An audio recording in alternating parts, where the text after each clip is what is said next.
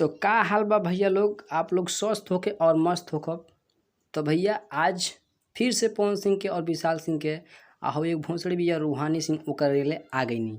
तो भैया ये वीडियो को शुरू से अंत तक देखब जा, और हमारे चैनल पर नया देखत हो जा व्यूवर्स तो चैनल को सब्सक्राइब करब जा और साथ में बेल आइकन घंटी के दबा देब जा, ताकि जो वीडियो डाले आप लोग के पास सबसे पहले वीडियो पहुँची। तो भैया वीडियो के सही करतनी।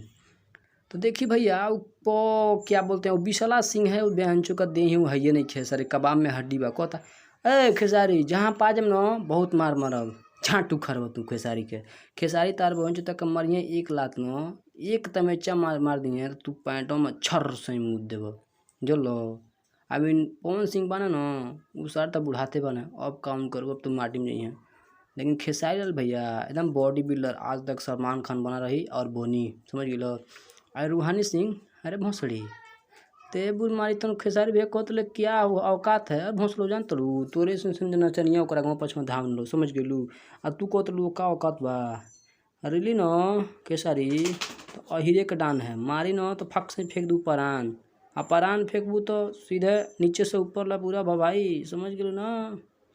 आई पवन सिंह कब डालते हैं भैया, कहो पवन सिंह हमार हित तो हमार सार तहार वहीं चलो बहुत लोग ए खाली बॉडी फुलौलो से होई। हाँ तू फुला लो का फुलौले बड़ो सर तू नहीं पूरा बियर पिपी फुला लो कहते रहे कहीं ना सिक्स पैक बा ना कहीं बॉडी बा सर खाली फूलना दे बा।